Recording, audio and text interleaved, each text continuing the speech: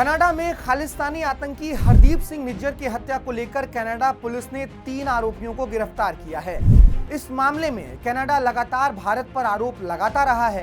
Canada की तरफ से भारत की आलोचना पर विदेश मंत्री एस जयशंकर ने उसे खरी खरी सुना दी है। विदेश मंत्री ने कहा कि कनाडा कभी भी कोई सबूत नहीं देता है, बल्कि अपने यहाँ होने वाले तमाम अपराधों के लिए भारत को जिम्मेदार ठहराता है। नमस्कार, मेरा नाम भारत सूरज है और आप विस्तार न्यूज देखना शुरू कर चुके हैं। तो आइए सबसे पहले आपको सुनवाते हैं कि एस जयशंकर ने कनाडा को क्या कुछ कहा है। On this particular report which has come, I also saw it yesterday night. I was coming to Odisha in the morning. Okay, I mean, somebody may have been arrested, the police may have done some investigation. But the fact is, number of gangland people, number of people with organized crime links from Punjab have been made welcome in Canada. We have been telling Canada, saying, look, these are wanted criminals from India. You have given them visas. They have come, many of them in false documentation. And yet you allow them to live there.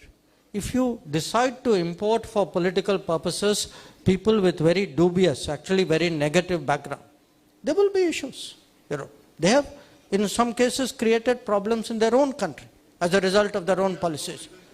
S Jaishankar ने आगे कहा कि इस मामले में भारत का कोई लेना देना नहीं है।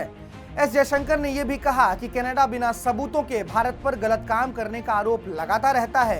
दरअसल जयशंकर उस सवाल का जवाब दे रहे थे जिसमें यह पूछा गया था कि हरदीप सिंह निज्जर की हत्या के मामले में कनाडा पुलिस ने जिन 3 आरोपियों को गिरफ्तार किया है, क्या उसका लिंक भारत से है या नहीं, क्योंकि कनाडा सरकार तो इसी बात की जांच कर रही है कि वो 3 आरोपी भारत से जुड़े हुए हैं या नहीं।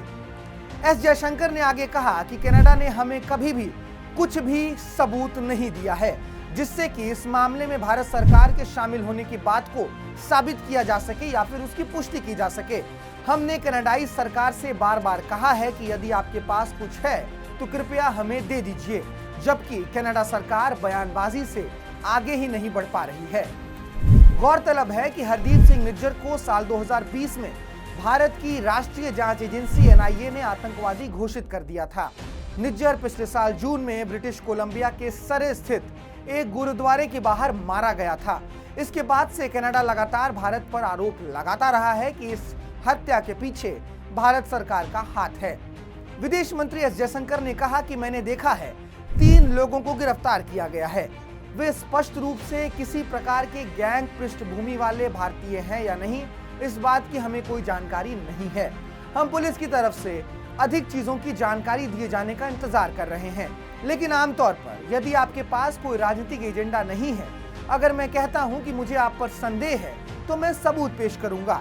उन्होंने कहा कि कनाडा ने कभी भी भारत सरकार को कोई पुख्ता सबूत नहीं दिए हैं जिसमें भारत सरकार के शामिल होने की किसी बात की पुष्टि की जा सके।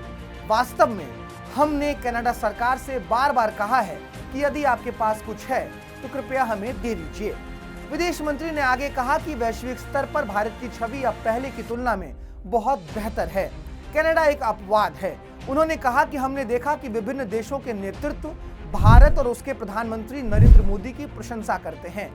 एस जयशंकर ने आगे कहा कि खालिस्तान समर्थकों का एक वर्ग कनाडा के लोकतंत्र का इस्तेमाल कर रहा है, लॉबी बना रहा है और एक वोट बैंक बन गया है। विदेश मंत्री ने कहा कि कनाडा में सत्तारूढ़ दल के पास संसद में बहुमत नहीं है और कुछ दल खालिस्तान समर्थक नेताओं के भरोसे हैं।